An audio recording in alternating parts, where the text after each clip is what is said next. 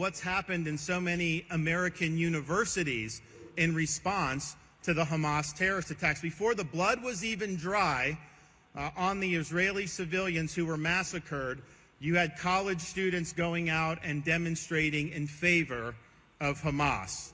And I was the first presidential candidate to say, and I know a lot of them have now said the same, but no one, I'm always first and then people kind of follow through. That's how we've governed Florida, and that's how we are in this.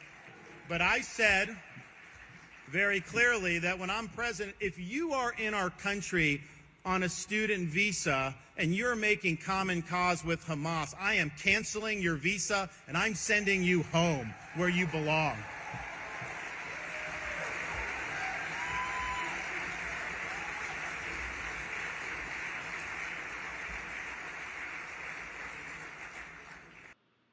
Wow, wow, wow, folks. Ron DeSantis giving a speech earlier today, basically saying, hey, students, you're here on a foreign visa. If you're basically, putting yourself in bed with the Hamas terrorist group, I will cancel your visa. Wow, wow, wow. Folks, you're watching the Dr. Nasir Shaikh Show. I'm your host, Dr. Nasir. And what's on tap for today? Well, you just saw it right now. We're going to get to that video.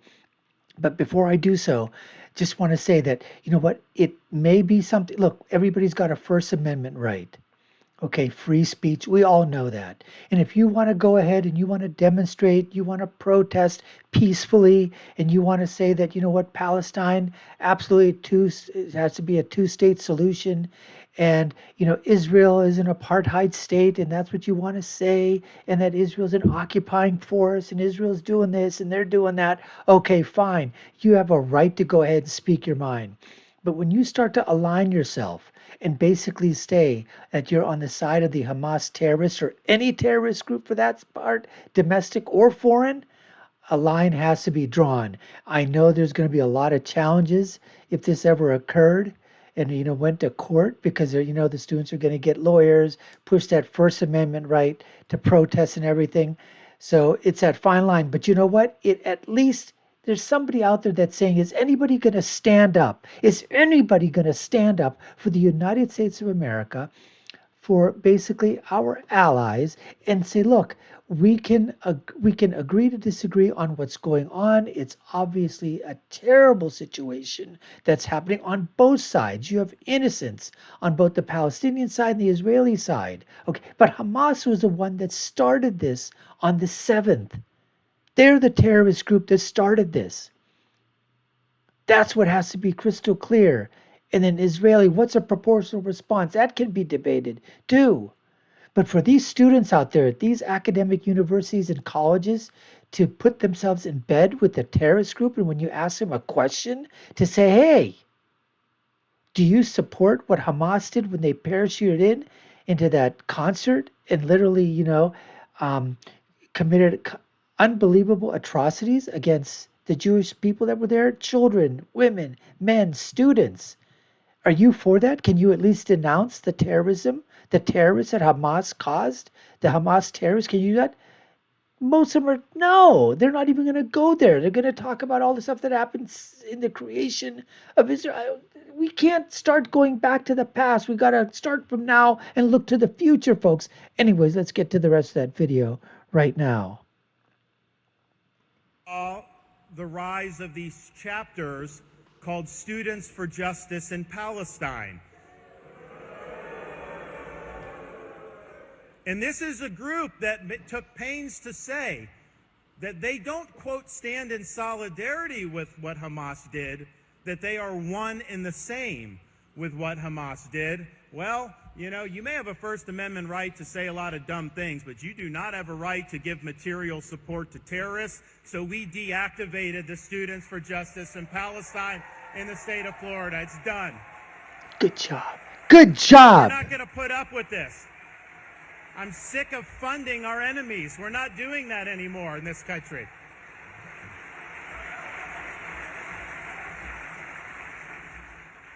But it raises and yes, we're happy to take action in Florida. But if you looked at some of the university presidents in Florida and the statements they put out, They weren't morally equivalent. They were very strong. That's what it should be. Yet that was so rare as to what was going. You now have in most of these universities, if you're a Jewish student, you don't feel safe even going to class in some of these places. Do you want to go to Cooper Union with how they handled that? This has been disgraceful, but it's been very eye-opening because, look, I got through both Harvard and Yale and came out more conservative than when I went in. That's not easy to do. I know campus leftism. I've been there, but even in my day, I would have never saw that type of activism where you're actually celebrating terrorists and openly being anti-Semitic. This is like something that, and the media doesn't care when they're doing it. They give them a free ride when they're doing it. But what it raises is how sick these universities have become because they've been captured by ideology. They've been captured and corrupted by a woke agenda.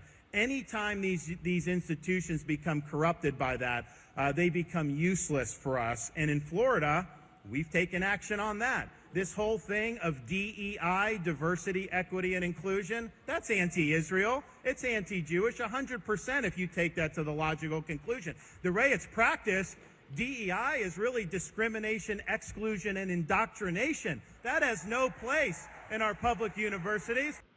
And I'll tell you one thing. I know they call it DEI. It actually should be DIE.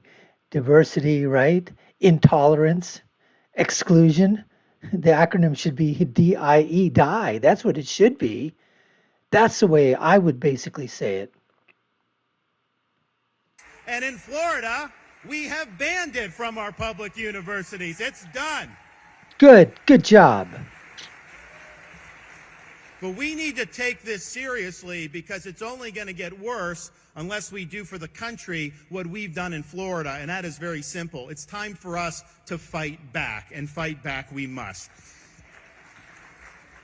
Florida was also the first state to announce, and I'm calling the legislature back in for a special session in the next couple of weeks, we are going to expand our state-based sanctions against the Iranian regime. We already have some of the strongest in the United States. We now have an ability to expand those because the money that's going to Iran, they're not using it to make the lives of their people better. They're using it to fund terrorism throughout the Middle East. So we're standing up and we're doing what's right. And again, this is about leading not with mere words, but...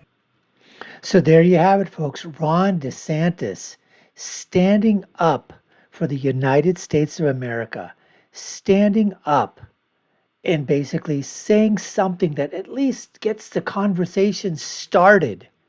And you know what's going to happen? He's going to be hit with everything.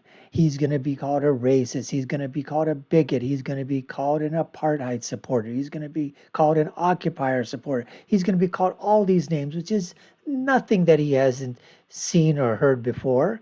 He's taken those slings and arrows. And by no means am I a Ron DeSantis, at this time, a supporter. I've always been, will continue to be, first and foremost, a Donald Trump supporter. I really wish that Ron would have waited for his chance in 2028. I don't see any logical reason there was for him to come forward in 2024. If I was advising him, the political strategy that I would say is that why would you want to go ahead and tick off or piss off Donald Trump supporters? Why would you want to do that when he is still so well liked by flyover country? Not the establishment, not the country club class, but the country class, the common folk. And why do you want to get into that slice? Because do you think that you're going to get that much of the establishment Republicans, the rhinos? Do you really think you're going to get the independents to come over for you? I don't think that's going to happen. Not in this climate right now. So I think the best, the most prudent course of action for DeSantis would have been, okay, you know what? Let Trump and the other people fight it out. I'm going to support Donald Trump as much as I can now, because he's still going to be the leader of the party after 2024 and at the end of his term in 2028, and then I am going to be able to take the reins because that's who's second in command. That's the second best known Republican that's running for president right now, folks. We all know it's Ron DeSantis. And if something were to happen to Trump, if he wasn't able to run or something just out of the ordinary came that could, then yes, DeSantis is still, I mean, that's going to be the pick. And would I love to see a Trump DeSantis ticket? That's not bad either, but that would have predicated the fact that, why are you going against him or whatever?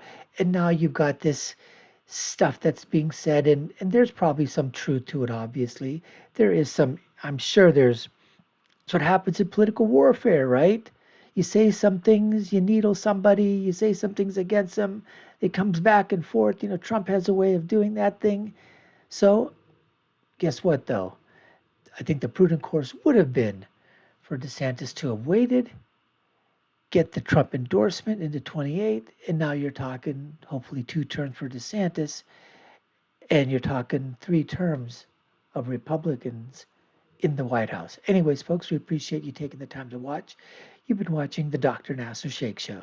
I've been your guest host, Dr. Nasir, the doctor of the democracy, the MD of the Republic. Leave you with my final thought, which is, when you're right, you're right. And when you're left, you're wrong. We'll see you again next time, folks. Take care and stay safe.